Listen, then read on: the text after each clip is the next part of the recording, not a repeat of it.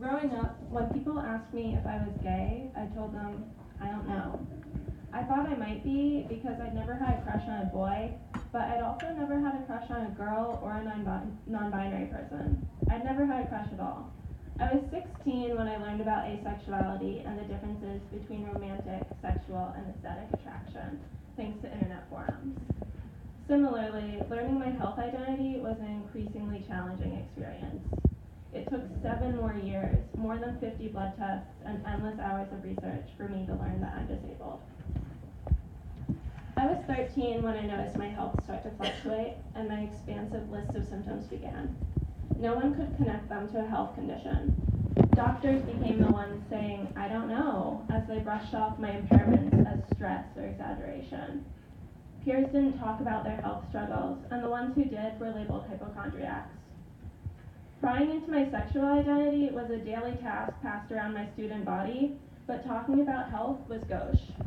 My hunt for diagnosis and a health-related identity was based in independent research and exasperating doctor appointments. Reactions to queerness and disability are issues of culture, language, and representation.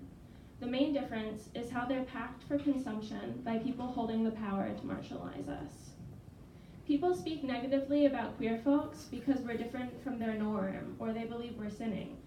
But they will accept a neatly packaged definition of queerness that doesn't interfere with capitalism and consumption. One of the first arguments I learned for same-sex marriage was how it would add to our economy, and people accepted it. Queerness doesn't inherently require accommodations nor limit productivity. It's easily repurposed as a marketing tactic as brands bolster rainbows on their advertising, regardless of their company culture. People tend not to market to disabled people and speak negatively about us because we inhibit capitalism. Disability is the absence of necessary accommodations, yet people speak about disabled folks as though there's something wrong with us, and policy enforces these mentalities. The Americans with Disabilities Act exists to protect us, but other legislation and movements leave us behind. The Fair Labor Standards Act from 80 years ago allows employers to pay us below minimum wage.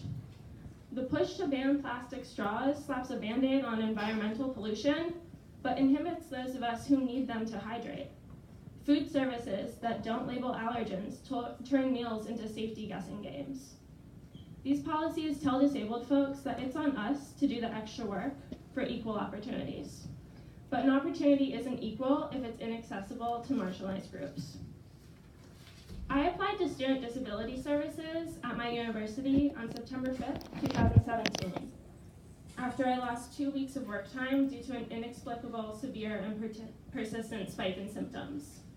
It took until November 1st, 2017, for SDS to accept my application and order me an attendance and disability memo. 2 months. The administration wouldn't honor my application because I didn't have a concrete diagnosis, just an equivocal blood test for Ehrlichia. They didn't have an understanding of how tick-borne diseases are difficult to diagnose, can affect all of your body systems, and can have lasting or even permanent results. It fell to me to chase after doctors, trying to get one to write a form indicating my impairments. It fell to me to do the extra labor without any accommodations in order to get the accommodations I needed.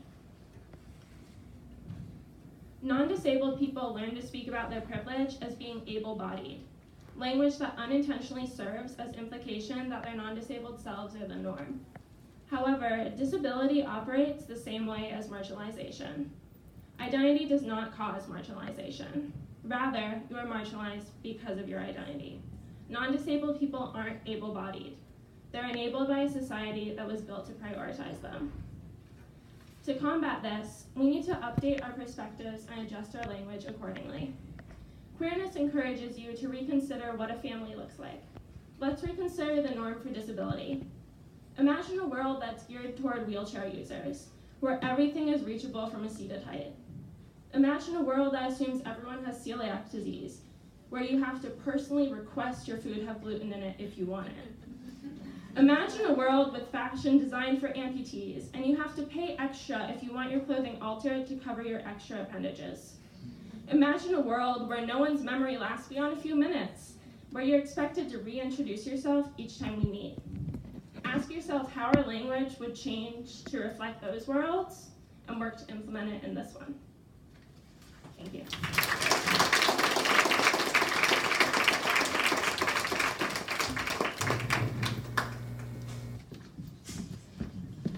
Thank you.